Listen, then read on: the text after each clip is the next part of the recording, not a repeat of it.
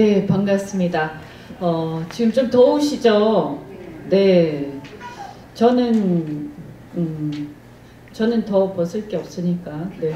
앉아 계신 분들은 외투를 입고 계신 분들 편안하게 더우시면 이거 벗으시면 좋겠습니다. 조금 이렇게 뭔가 난방이 들어오는 것 같아요. 아무래도. 그죠? 그래서 좀 벗고 이렇게 편안하게 들으시면 되겠습니다. 네. 안 보시시네 아무도. 네. 예, 괜찮으십니까? 예, 편안하게 들어주시면 좋겠습니다. 아까 그 세계도시 부산 포럼 창립 선언서를 저도 들었는데, 네. 최근에 그 김해 신공항 이 검증을 한 결과 김해 신공항이 안 맞다. 문제가 있다. 이렇게 해서 이거 폐기하는 수순을 밟고 있는 것 같습니다. 이유는 뭐냐? 안전성에 문제가 있다. 그리고 이게 도시로 둘러싸여져 있어서 앞으로 더 수요가 늘어날 때 더 확장하는 데 문제가 있다. 그래서 여기다가 메트로를 투자하는 것은 경제성에도 문제가 있을 것 같다. 뭐 이런 얘기들입니다. 뭐 저는 사실은 그 말 자체에는 공감합니다. 앞으로 우리나라가 이렇게 경제 규모가 점점 커지고 그리고 이 공항이라는 게 단순하게 우리가 비행기 타고 외국 가는 문제뿐만이 아니라 이제는 과거에 항만이 하고 있던 역할들 그 물건의 화물의 수송 역할의 상당 부분 80~90%를 이제는 공항이 하는 시대가 되었습니다. 그래서 우리가 뭘 주문을 하면 옛날에는 외국에서 주문하면 한 50일, 100일 동안 기다렸는데 이제는 한 며칠 만에 오는 시대가 되었습니다. 그 왜냐? 공항을 통해서, 항공을 통해서 물류를 수송하기 때문입니다. 그러니까 그만큼 공항의 기능이 없이는 물류 도시라고 하기도 어렵고 사실은 항만만 가지고는 기능을 못하는 시대가 이미 되어버렸습니다. 그런데 우리 부산이 개항 도시로서 과거부터 모든 물자와 여러가지 사람과 물자와 이런 인적 물적 자원들이 들고 나는 그 관문이었는데 그 관문으로서 부산이 공항이 발목이 잡히면서 사실은 항만만 가지고는 발전하기 어려운 상황에 이르렀습니다. 우리가 이렇게 보더라도 북한은 이미 신항으로 이전을 하면서 북항은 이미 사용화됐고 거기 이제 개발이 진행 중이고요. 신항만은 사실상 어떻게 보면 진해 쪽으로 붙어 있습니다. 그러니까 그 신항만에서 일하는 상당수의 사람들은 아마 제가 생각할 때는 일부는 특히 상당 일부는 경남 분들이 아니실까라는 생각을 합니다. 그러면 결국에는 부산은 항구도시로서 과거에 있었는데 항만도 진해로 가고 북한은 그냥 요새 제가 보니까 아파트가 계속 들어서고 있습니다. 그런데 제가 볼 때마다 무슨 생각이 드냐. 아파트가 자고 일어나면 하나씩 생기는데 저 아파트에 사는 저 수많은 사람들은 무슨 돈으로 먹고 살면서 저 아파트에 지내는 걸까? 라는 궁금증을 굉장히 많이 갖습니다. 이게 바로 저는 부산의 모습이다. 그런데 그 항만, 신항만조차도 지금 위기에 처했습니다. 왜냐하면 과거에는 미국 대륙과 중국 대륙, 아시아 대륙을 연결하는 그 물건을 수송하는 배들이 중국 항만들이 워낙 뒤떨어져 있었기 때문에 짐을 컨테이너를 다시 정리하고 재배치하는 환적항에 들러야 할 필요가 있었습니다.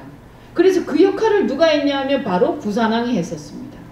그런데 이제 중국이 상해 항만을 완전히 리모델링해서 새로 지으면서 사실은 이 상해 항만이 부산 신항보다 훨씬 더 발전된 그런 여러가지 시스템을 갖춘 스마트 항만으로 새로 개장을 했습니다. 그렇게 되니까 중국에다가 물건을 수송하는 그 배들이 부산항에 들러서 환적할 이유가 하나도 없습니다. 그래서 세계 환적항 1위였던 부산은 지금 아마 제가 알기로는 한 4위 요런 정도 4위 전후에 머물러 있는 것으로 알고 있습니다. 아마 시간이 가면 갈수록 더 내려갈 것입니다. 그래서 이제는 항만 가지고는 안 된다. 공항이 필요하다. 그래서 김해 신공항이든 가덕 신공항이든 신공항 계속 주장을 했는데, 아까 얘기한 24시간 운영이 불가능하고 안전 문제가 있고 확장에 한계가 있고 이런 얘기는 옛날부터 다 나온 얘기예요. 지금 갑자기 새로 나온 얘기가 아니에요. 근데 보면서 굉장히 기가 막히는 게 뭐냐면, 그때 다 나온 얘기인데 그때는 그게 괜찮고 지금은 안 되고, 달라진 건 뭐냐? 오로지 정권이 바뀌었다는 것밖에 없습니다. 저는 비록 제가 국민의힘에 몸담고는 있지만 정치가 이래서는 안 된다고 생각합니다. 어째서 진실이 정권이 바뀌면서 달라집니까? 그게 말이 됩니까? 그러면 진실이 뭐냐? 제가 볼 때는 24시간 운영이 불가능한 건 맞습니다. 안전성 약간 애매한데 좀 불편한 것도 맞습니다. 앞으로 뭔가 우리가 크게 이 공항을 크게 만들어서 국제공항으로 명실공히 사용하려면 바다에 공항을 만들어야 하는 것도 맞습니다. 그런데 문제는 뭐냐 하면, 그래 그러면 취소했다. 잘했어. 새로 우리가 가덕에다가 신공항 만들자.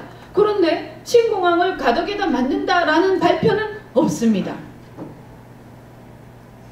그냥 김해공항을 취소한다 라는 말만 있고, 어디 발표에 여러분 한번 찾아보십시오.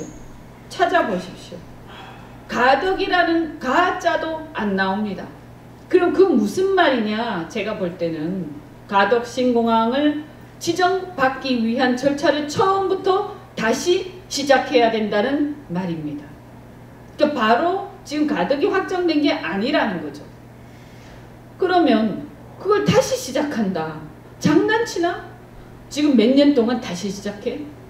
그러면 벌써 이게 얘기가 나온 적이 언제입니까? 15년 전부터 얘기가 나와서 지금 이렇게 돼서 또 몇 년 동안 또 끈다. 제가 볼 때는 10중 8구 대통령 선거 갈 때까지 이 얘기는 끝이 안 날 겁니다.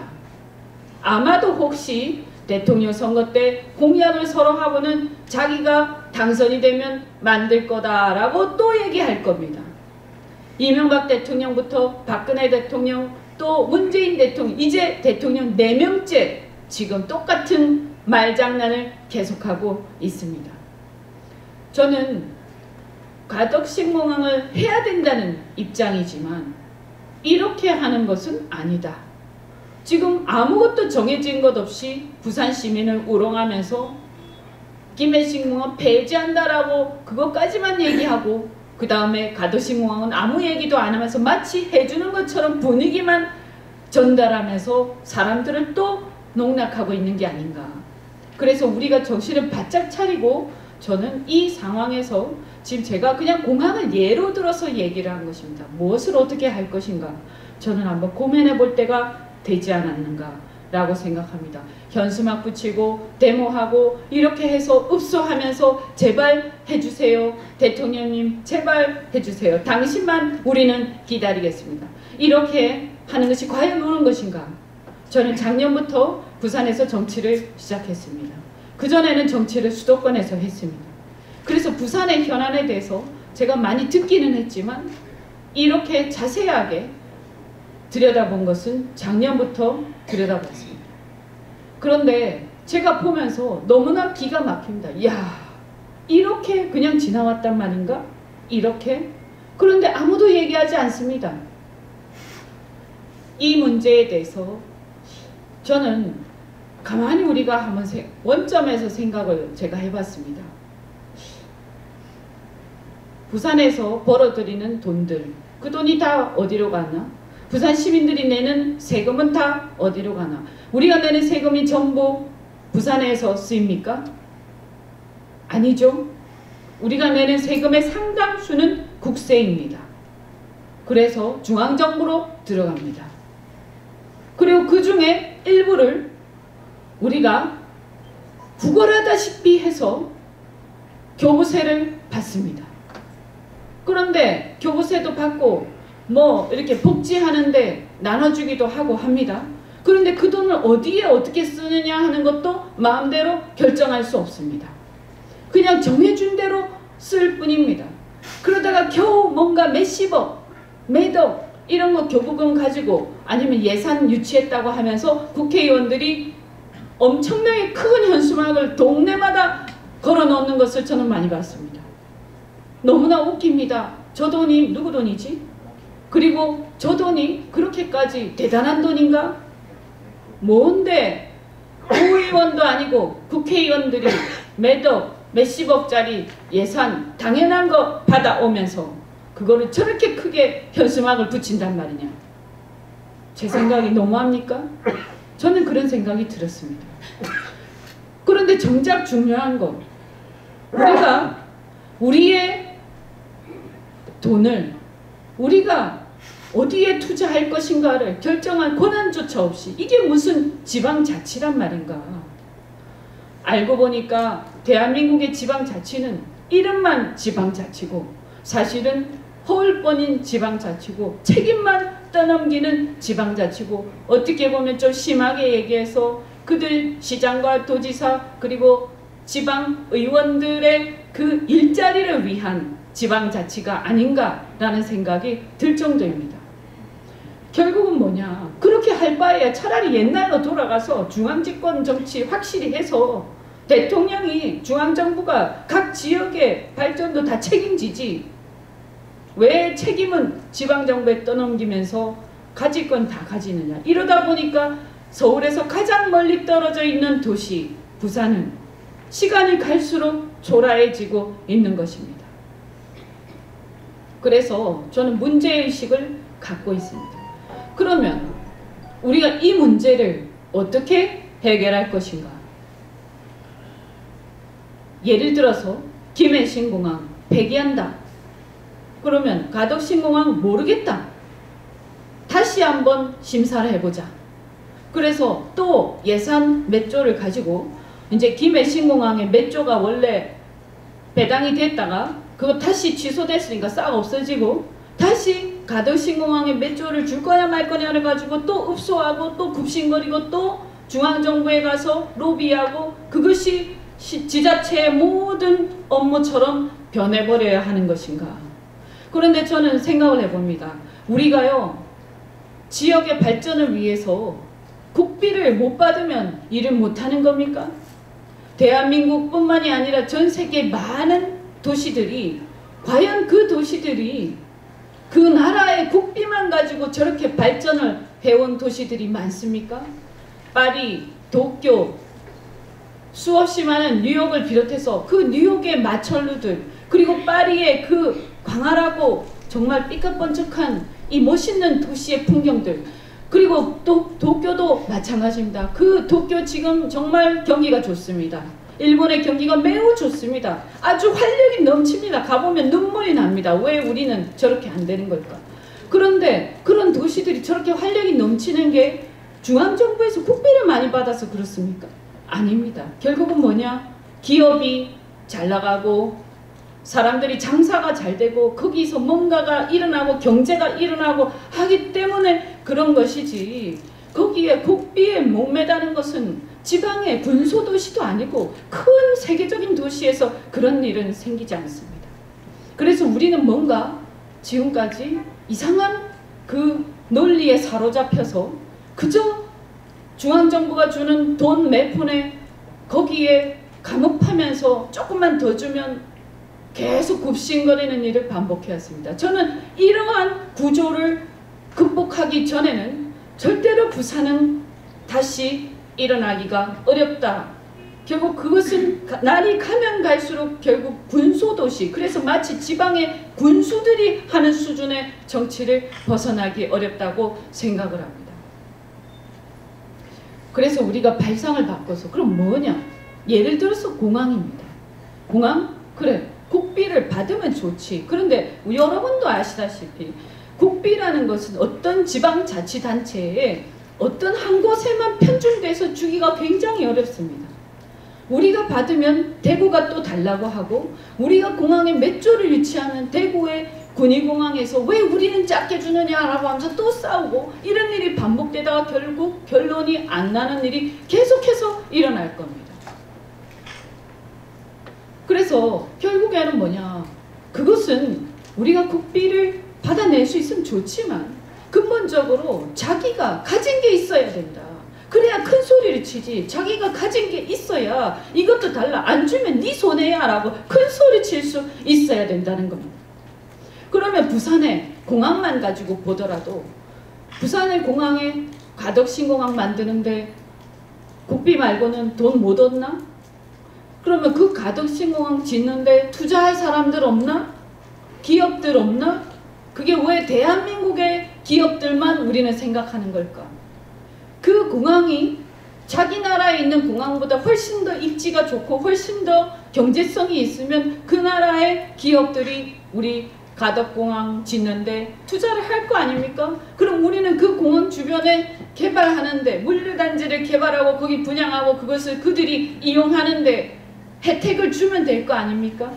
그렇게 해서 예를 들어서 일본 같은 경우도 지금 반일감정 자꾸 부추겨갖고 정치적으로 이용해먹고 해가지고 우리 부산 같은 경우는 가장 반일감정의 피해를 많이 보고 있는 도시인데 그것에 대해서도 이제 우리는 확고하게 선을 긋고 과거의 과거사가 어찌되었든 간에 우리가 가장 관심이 있는 것은 앞으로 우리 아이들이 어떻게 먹고 살 건가 하는 문제이다. 그래서 우리는 부산은 입지 조건상 바다의 면에 있고 중국과 일본 사이에 있고 그리고 태평양을 바라보면서 엄청난 잠재력을 가진 도시이기 때문에 이 부산은 전 세계를 상대로 일을 하겠다. 서울 너희들끼리 알아서 해라. 그래서 일본의 기업들, 대만의 기업들, 홍콩의 기업들, 태평양의 많은 돈을 가진 자산가들한테 얘기를 해서 일본의 기업들이 부산하고의 해저터널을 연결하겠다, 투자를 하겠다 하면 투자 받고 그까짓 거 무슨 한일관계 옛날에 그게 무슨 큰 대수라고 그것 때문에 지금 있는 투자를 안 받습니까? 이런 어리석은 일이 어디 있습니까? 과거에 우리는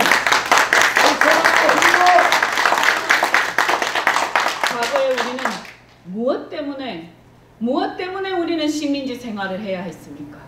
무엇 때문에 우리는 발전하지 못했습니까? 온 세계가 요동을 치면서 전 세계가 변화해 갈 때 우리는 그 변화를 따라가지 못하고 우리끼리 폐쇄적인 상황에서 쇄국 정책을 계속 펴나가면서 세계 정세의 맥을 잘못 짚어서 줄을 잘못 서고 그렇게 해서 헤매다가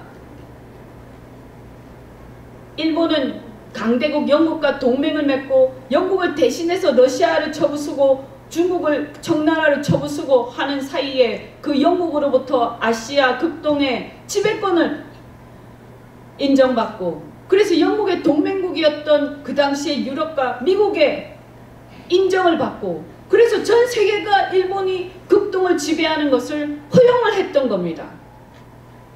우리가 그것을 읽지 못하고 그 세계가 어떻게 돌아가는지 모르고 있는 사이에 그런 일이 일어났던 거예요. 우리도 모르는 사이에 우리는 그 지배권 안에 들어간 겁니다. 이런 일이 또 반복되고 있습니다. 지금도 우리는 과거에 사로잡혀서 엉뚱한 얘기를 하면서 당장 우리의 현재와 미래에 우리가 먹고 살 거리 그리고 우리의 경제가 발전할 수 있는 수많은 동력들을 놓치면서 그러면서 우리의 정신적인 그냥 자위를 하는데 그치고 있습니다.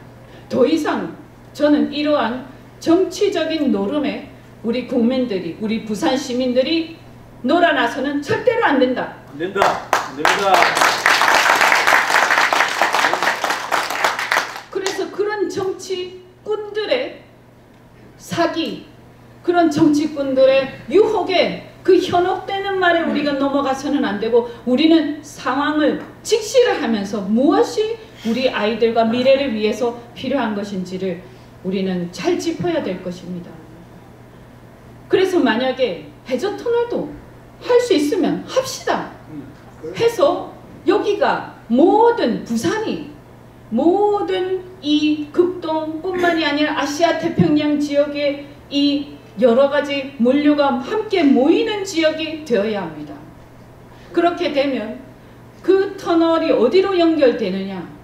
가덕공항으로 연결시키면 됩니다. 그 터널 오늘의 종점이 가덕공항에 내려서 거기에서 그 공항에서 일본 남부에 있는 기업과 일본인들이 도쿄보다 더 가까운 가덕 신공항을 이용해서 전 세계로 가도록 우리가 그렇게 그 동선을 짜면 되는 겁니다. 그래서 그들이 와서 돈을 쓰게 하면 되는 겁니다. 맞습니다.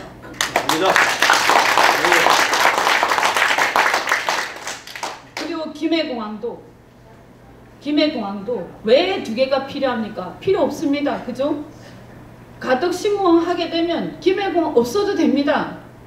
우리한테 필요한 것은 제대로 된 허브공항, 국제공항 하나만 있으면 되지, 그걸 두 개 놔놓고 우리가 서울 흉내 내면서 김포공항, 인천공항 그런 두 가지 일을 할 필요가 없습니다. 그러면 김해공항을 없애면 어떻게 됩니까? 그 땅은 어떻게 됩니까? 그 땅을 개발하면 되는 겁니다.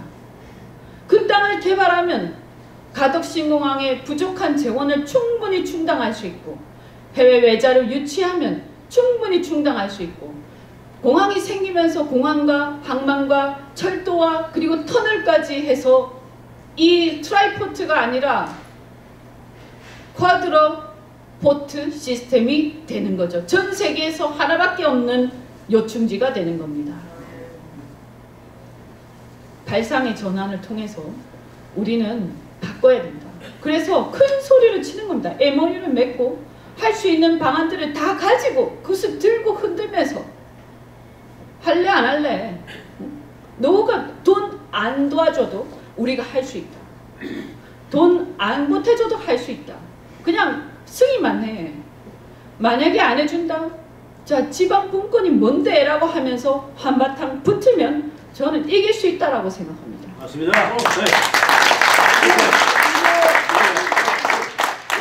왜냐하면 우리말이 맞기 때문입니다.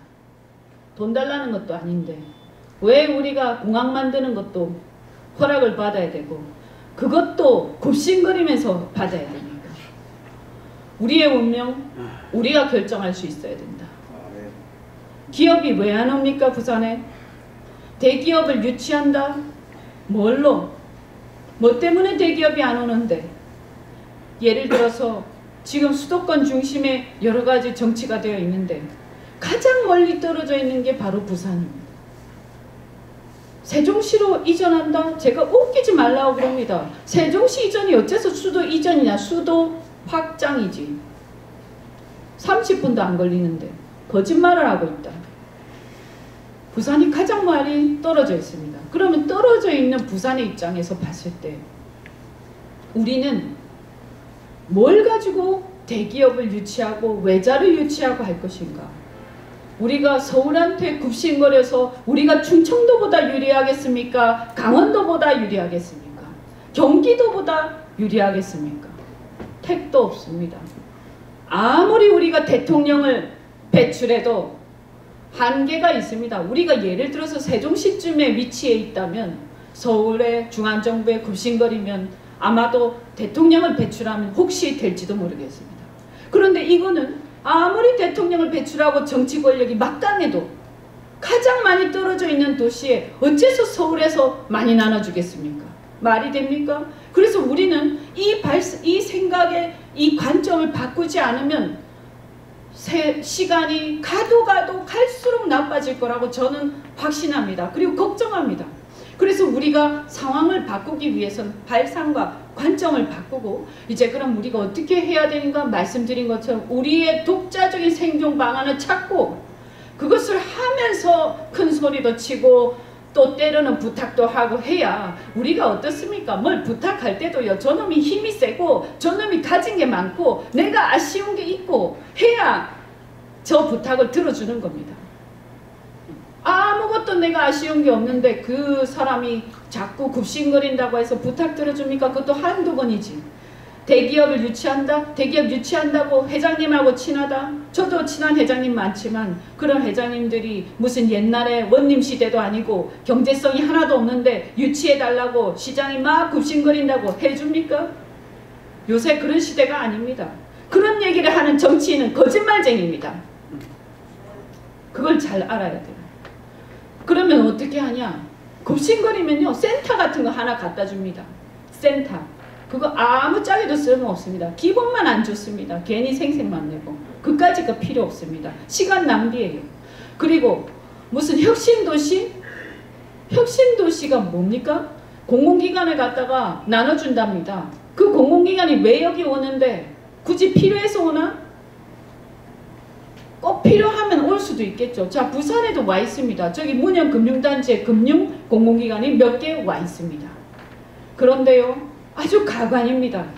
그 사람들 절대 부산에서 살지 않습니다. 그리고 그 사람들도 오고 싶어서 온 게 아닙니다. 거기에 있는 직원들도요, 어떻게 하면 안 올까?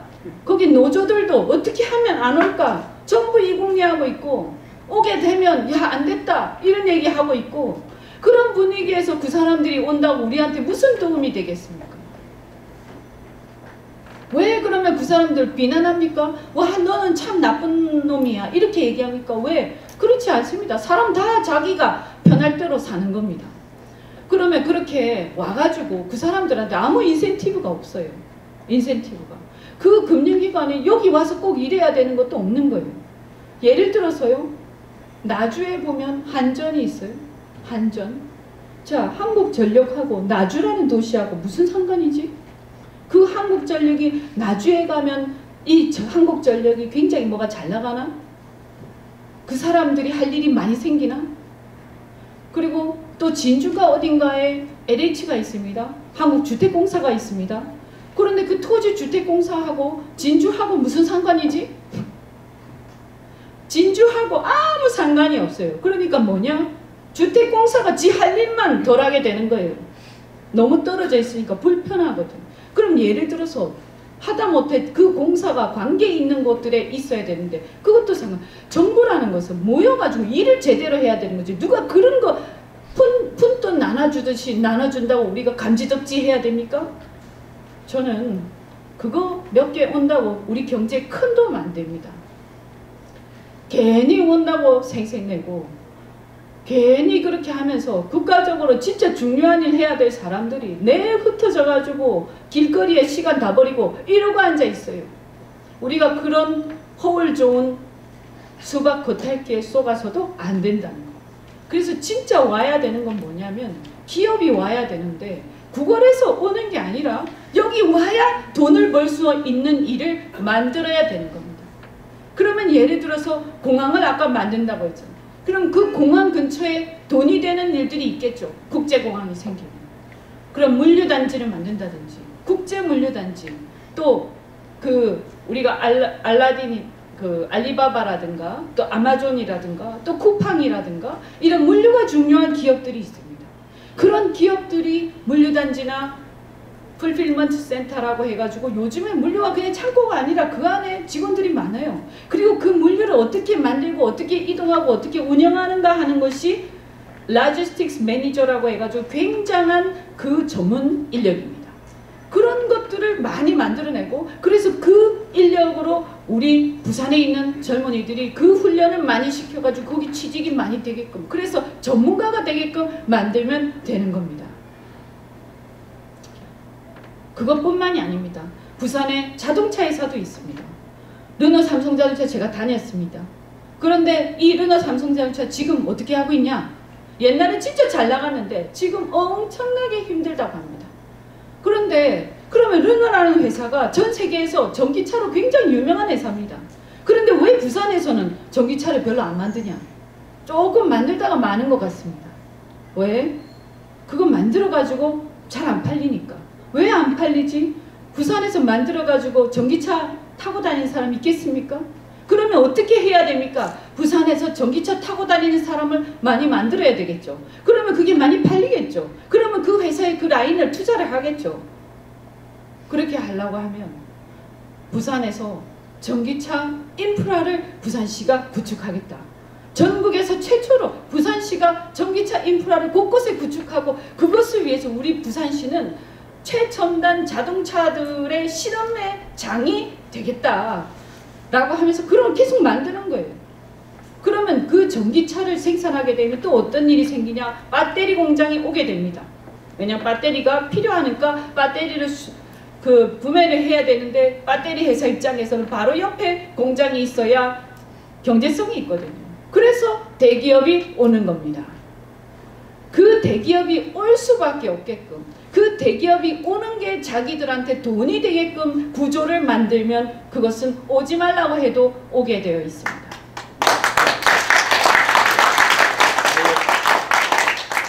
또 하나, 부산에는 오래된 제조업이 많습니다. 그리고 그 제조업에 벤더들이 많습니다.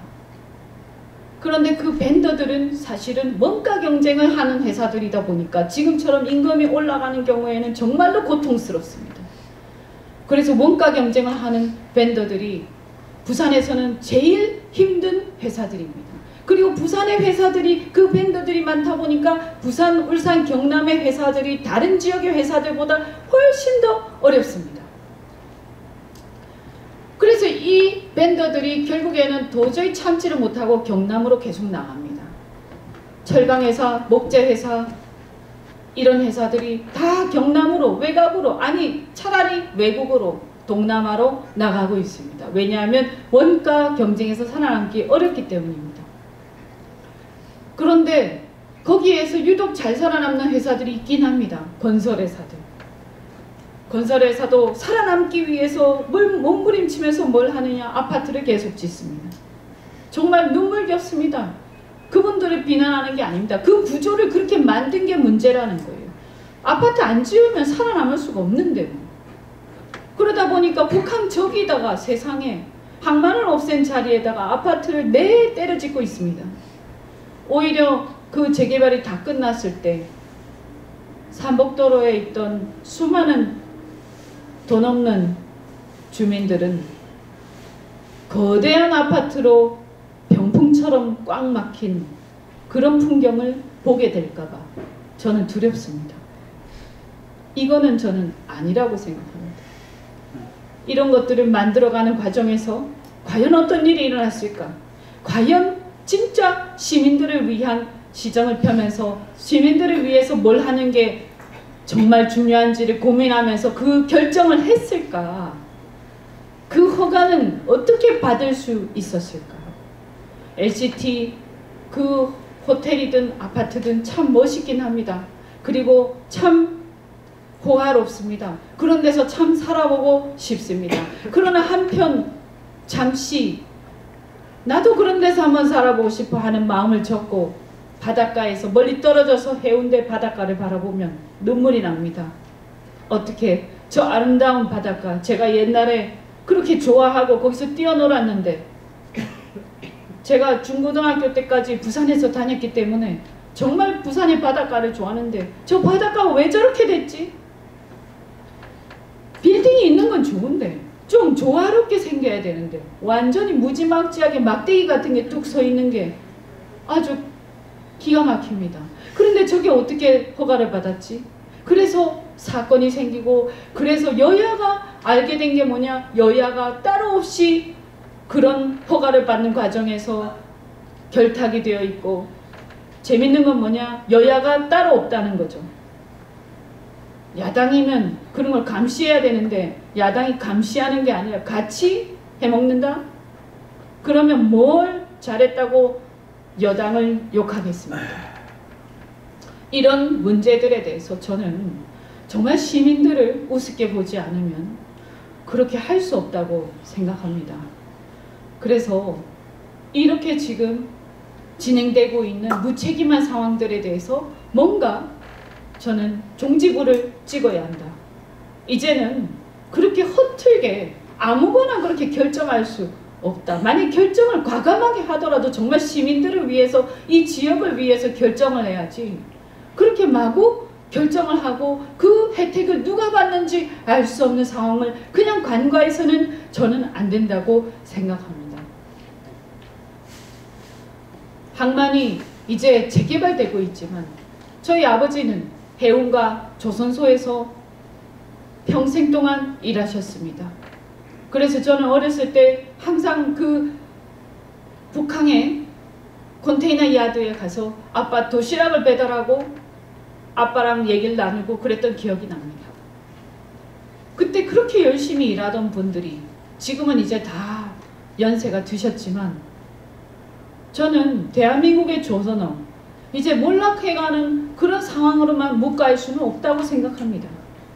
영도의 한진중공업 희망버스 타고 난리법석을 떨면서 이미 회사가 맛이 가서 아무것도 거기서 생산할 수가 없는데, 그런데 그 회사가 다른데 이전해서 그 지역에 뭐 롯데월드, 해양 롯데월드든 아니면 그 지역에 다른 어떤 위락시설이든 다른 돈을 버는 시설이든 뭔가 그것을 여기에다 뭘 할 것인가를 동네 주민들과 시민들과 정치인들과 행정가들이 모여서 머리를 맞댈 생각을 하지 않고 무작정 대안도 없이 희망버스를 타고 크레인 위에 올라가서 시위를 하면서 몇 년 동안을 그렇게 시간을 보내고 결국 지금 와서 그때 당시에 투자하려고 했던 롯데는 투자를 철회하고 지금 어떻게 돼 있냐. 지금 팔려고 내놨는데 살 사람이 없는 상황이 됐습니다. 누군가 난리를 치면 욕을 먹기 싫어서 아무것도 안 합니다. 그래서 시간만 갑니다. 저는 이런 것들이 계속 반복되는 것이 이 부산의 실상이 아닌가 하는 생각이 들어서 정말 마음이 안 좋습니다. 그런데 그 조선, 자, 한진중공업은 그렇다 치더라도 부산 주변에도 조선소가 많습니다. 그리고 조선소 주변의 산업으로 먹고 사는 사람도 굉장히 많습니다. 이 사람들이, 저도 영도 출신이지만 제 주변의 친구들도 다 조선 관련된 산업을 하고 있습니다. 그러면 이 조선업을 그냥 버릴 것인가? 대한민국의 조선이 아니라 가장 이해관계가 있는 부울경의 조선, 이걸 그냥 버릴 것인가? 이것을 다시 혁신해서 다시 돈이 되는 산업으로 만들었을 때 부울경이 살아나고 더 나아가서 대한민국의 조선업이 살아나고 제조업이 살아나는 것이다. 그러면 조선은 또 어떻게 살릴 것이냐? 여러분 한번 생각해 보십시오. 조선이 뭡니까? 배를 만드는 겁니다. 그런데 이제는 배를 아예 도시를 만듭니다. 배를 만드는 게 아니라 조선 기술을 가지고 도시를 만듭니다. 부산 앞바다에 조선업을 가지고 도시를 만드는 겁니다. 이제는 매립을 하지 않고 파이프를 박지 않고도 도시를 바다에 띄울 수 있습니다. 거기에 높은 빌딩을 짓는 것은 아직까지는 무리라 하더라도 예를 들어서 공연장 이런 것은 충분히 지을 수 있습니다. 경기장, 공연장 또는 전시장 이런 건 충분히 지을 수 있습니다. 그 얼마나 큰 땅이 필요합니까? 그래서 예를 들어서 전 세계에서 가장 유명한 공연, 이런 공연들을 부산에서 유치하는 겁니다. 전 세계 젊은이들이 20-30만 명이 모이는 코첼라 같은 그런 공연을 부산에서 유치하는 겁니다. 제 친구가 그걸 하는 사람이 있어요. 그래서 그걸 그거 부산에다 하자. 부산에다 하자. 그 장소가 없어. 왜 없는데? 한 20-30만 명이 가서 놀 수 있는 그런 장소가 있냐? 어디요?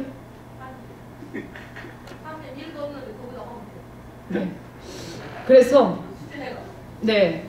그래서 뭐냐? 바다에다가 그런 걸 만들면 되는 거예요. 돈이 많이 들지 않아요. 그냥 땅만 평평하게 만들고 거기다가 캠핑장처럼 해놓으면 거기 20-30만이 들어올 수 있어요. 근데 중요한 거는 그래도 역시 공항이, 국제공항이 있어야 돼요. 근데 그런 것을 하려고 노력을 하고 그것을 하나씩 만들어 가야 된다는 거죠. 그래서 만약에 20-30만 명의 전 세계 젊은이들이 거기 와서 막 논다. 며칠 동안, 한 일주일 동안 논다. 캠핑도 하면서 거기서 공연도 보면서 전 세계 젊은이들이 부산 앞바다에서 그런 게 만약에 1년에 한 10번만 한다. 부산은 정신이 하나도 없을 거다. 그리고 예를 들어서 코로나가 끝나자마자 경기가 엄청나게 침체되어 있을 텐데 아까 그런 바다에다가 도시를 만드는 일을 부산에서 한다. 그게 지금 현실적으로 가능한 기술인데 우리나라에서는 아직 하고 있지 않습니다. 그런데 그 기술은 우리나라 조선소들이 갖고 있어요. 그럼 그걸 부산이 해줘서 그것을 성공 사례를 만들어서 그 기업들이 전 세계에 나가서 이 기술을 가지고 팔아먹도록 해야 됩니다. 야구장을 짓고 그 야구장 위에 어떻게 됩니까? 저는 야구를 좋아하지만 야구도시 부산. 그래서 야구 좋아하는 전 세계 아시아인들 다 부산에 와. 그러면 바다에 있는 스테디움에서, 바다에 있는 야구장에서 야구를 구경하고, 그리고 그 해상도시에서 야구를 구경하고 나면 그 야구 박물관이 있고 야구의 역사가 있고 야구에 관련된 엔터테인먼트 시설들이 즐비한 그런 공간들을 만들고 그 마을을 만드는 겁니다. 그리고 그게 바다 위에 떠 있습니다. 다리로 지나갑니다. 이런 것들을 우리가 만들 수 있습니다. 그런데 지금까지 우리는 다시 한번 제가 말씀드리고 싶은 게, 우리나라가 여기 계신 어르신들 세대에서 산업화에 성공했습니다. 그때 처음으로 우리나라에서 자동차도 만들고 배도 만들고 했습니다. 우리나라가 자동차 언감생심 택도 없는 기술 수준이었는데 그걸 만들었습니다. 그리고 지금은 우리나라 자동차를 수출하고 있습니다. 배도 마찬가지입니다. 전 세계 조선 기술로 따지자면 5손가락 안에 든다고 저는 봅니다. 그런데 이런 조선 기술들이 원래 있었냐? 없었습니다. 뭘 만드는데 사우디아라비아에 와서 만들어라 이렇게 하니까, 중동에서 와서 만들어라 하니까 거기서 그 뜨거운 데서 아무 공장도 없는 데서 만들 수가 없으니까 그때 정주영 회장이 어떻게 했냐? 바지선을 큰 걸 만들어 가지고 거기에 그 시설들을 다 태워서 사우디 그 중동까지 가서 그것을 건설을 했습니다. 바로 그런 것처럼 저는 지금까지 대한민국이 산업화에 성공했던 것은 과거에 우리 아버지 어머니 세대에서 없던 것을 새롭게 만들었기 때문이다. 남들이 다 비웃을 때 말도 안 되는 소리 하지마, 무슨 소리 해, 현실적이지 않아, 이렇게 얘기할 때 미친 것처럼 몇몇 기업인들이 정말 허황된 것처럼 보이는 그 새로운 것들을 만들어내고, 아주 정말 별 볼 일 없던 정말 후진국에서 환경도 되지도 않는 곳에서 뚝딱거리면서 부수고 새로 만들고 부수고 새로 만들고 실패에 실패를 거듭하면서 만들어낸 것이 바로 오늘날 대한민국의 산업화입니다. 그래서 저는 이렇게 얘기합니다. 우리한테는 저력이 있다. 그런데 우리는 왜 이렇게 몰락해가고 있는가? 바로 그 과거에 맨 땅에 헤딩하던 그 개척정신과 도전정신을 잊었기 때문이다. 어느 순간 아버지 어머니들이 그 옛날 고생했던 것을 이제 자식들한테 안 물려주기 위해서 자식들을 오냐오냐 키우다 보니까 이 자식들, 저희 세대에 와서 이제 아무도 새로운 것을 도전하지 않고 있는 것만 지키느라고 벌벌 떠는 그런 대한민국이 돼버린 겁니다. 그래서 아파트만 계속 지으면서 안전한 길만 계속 가고 그것을 같이 결탁해서 인허가를 계속 내주면서 도시를 망쳐가고 있는데, 우리는 그 문제에 대해서 다시 이제 가던 길을 멈추고 생각을 하면서 우리 대한민국, 우리 부산 이렇게 가서 과연 되겠는가? 이제 우리가 생각을 바꾸고 비록 어려울지라도 과거에 그랬던 것처럼 지금 다시 한번 처음부터 맨 땅에 헤딩을 하면서, 아니 이제 맨 땅이 아니에요. 어느 정도 안정된 땅에서 이제 헤딩할 수 있어. 그죠? 그렇게 하면서 우리가 있는 기술 이런 걸 가지고 새로운 것들을 시작하는, 전 세계 젊은이들이 이 40만 명이 모여서 왁자왁자하고 여기서 저기서 새로운 프로젝트들이 마구 일어나고 그 과정에서 원천 기술을 만들어내서 다시 한번 우리가 계단을 한 단계 뛰는 그것을 부산에서 시작하자. 우리는 할 수 있다. 왜? 이미 가장 많이 죽어가고 있기 때문에 원래 어떤 도시든 사람이든 마지막까지 벼랑 끝으로 가야 혁신이 일어납니다. 절박해야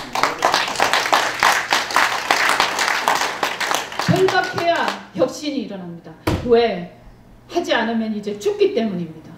저는 그래서 이 부산이 굉장히 어려운 도시지만 그러나 뭔가 폭발할 수 있는 어떤 가능성을 갖고 있다. 그런데 정말 좋은 것은 뭐냐? 여건은 너무 좋다. 한중일의 중간에 있는 반도의 끝에 있는 도시다. 마치 싱가포르이 과거에 영국의 식민지에서 독립을 할 때 그때 말레이 연방으로 돌아가야 되는데 이완열 수상이 그랬습니다. 싱가포르는 돌아가지 않겠다. 말레이 연방에 가지 않겠다. 싱가포르는 독립하겠다. 그래서 우리가 우리의 운명을 결정하겠다. 이렇게 외치면서 그때 싱가포르 사람들이 다 같이 제도를 이슬람국인 말레이의 제도에 좌우되지 않게 자신들이 완전히 개방하고 자유시장 경제를 표방하고 전 세계의 자본을 유치하고 그렇게 해서 하나씩 변해 나간 끝에 지금의 싱가포르 국민소득 7만 불 이런 나라가 되었습니다. 물론 우리가 대한민국이란 나라에서 법적으로 독립하자 이런 얘기는 아닙니다만 그러나 우리는 지금까지 거기에 매여 있던 그래서 종속 변수로서의 부산을 벗어나서 이제 독립 변수로서의 부산. 그래서 부산이 어떻게 되는가가 대한민국의 관심사고 부산이 어떻게 가는가가 대한민국의 관심사고 이렇게 거꾸로 우리가 끌고 앞으로 가는 그래서 부산이 살아나면서 대한민국이 살아날 수 있는 그런 시대를 우리가 만들 수 있다고 확신합니다.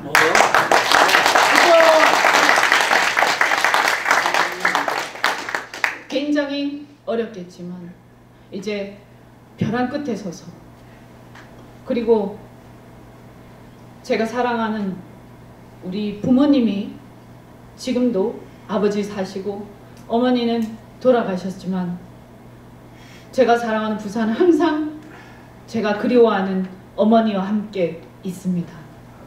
우리 어머니가 돌아가실 때 그랬습니다. 옛날에 우리가 싱가포르에서 어린 시절을 살 때 그때 우리 어머니는 가장 행복하셨습니다. 왜 부산은 싱가포르처럼 안 될까? 환경이 비슷한 것 같은데 우리는 입버릇처럼 얘기하곤 했습니다. 그것은 바로 정치와 행정의 변화 그리고 부산이 궁극적으로는 당장은 되지 않겠지만 우리가 이제 방향을 바꿔서 서울을 바라보고 있던 그 눈을 이제 태평양을 향해서 바라보면서 우리는 전 세계를 향해서 큰 꿈을 꾸면서 그렇게 발돋움을 시작할 때 우리는 변할 수 있다. 그래서 그것이 비록 당장 우리가 해낼 수 있는 건 아니라도 지금이라도 빨리 우리는 그 방향으로 가기 시작해야 우리 아이들이 그것을 완성할 수 있을 거라고 생각합니다. 제가 그런 역할을 할 수 있다면 제가 그런 구심점이 될 수 있다면 그리고 이 부산뿐만이 아니라 대한민국의 정치 정말 쓸데없는 논쟁을 반복하면서 국민들의 먹고 사는 문제에 대해서 책임을 지지 않는 정치가 바뀌는데 제가 조금이라도 도움이 될 수 있다면 제 사명을 다하는 게 아닐까라고 생각합니다. 제가 부산에 내려오게 된 것도 저는 하나님의 역사하심이 있다고 믿습니다. 아멘.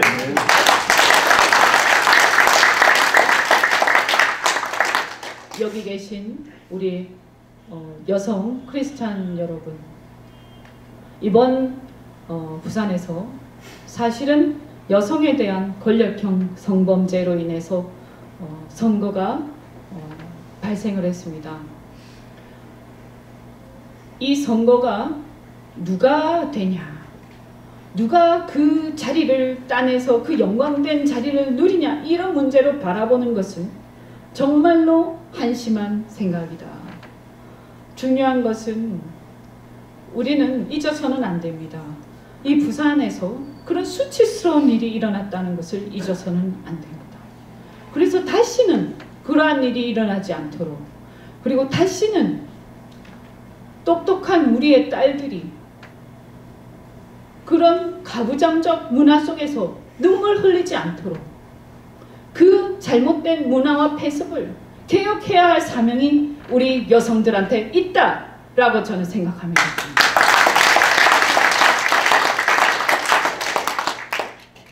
그래서 부산에 어떻게 보면 자꾸 퇴행하고 있는 문화와 이런 것들을 이제는 바로잡고 원래 개항도시로서 시작했던 부산, 그리고 마지막 자유의 보루로서 자유를 지켰던 피난도시 부산, 그리고 수출의 관문으로서 수출입의 관문으로서 대한민국 산업을 일으켰던 부산, 그 민주화의 성지였던 부산, 이 부산의 역동성을 다시 살려서 우리가 그 영혼을 다시 살려서 여기 계신 여러분들께서 과거에 여러분들 세대에 젊었을 때 우리는 과연 어떻게 해서 맨 땅에 헤딩을 하면서 이 경제를 일으켰을까 다시 한번 생각해 주시고, 부디 젊은이들이 그냥 여러분이 끄는 대로 딸려다니면서 주체성 없이 그냥 몸부심이나 하면서 자기 자리만 지키는 젊은이들이 아니라 바로 여러분들이 젊었을 때처럼 맨 땅에 헤딩을 해가면서 정말 개척해 나가고 우리의 아이들을 책임질 수 있는 그런 젊은이들로 거듭날 수 있도록 여러분께서 기도 많이 해주시기 바랍니다. 오늘 한 시간 귀 기울여 주셔서 정말로 감사드리고 함께 기도해 주시고 저도 열심히 기도하면서 사명을 다하도록 하겠습니다. 고맙습니다.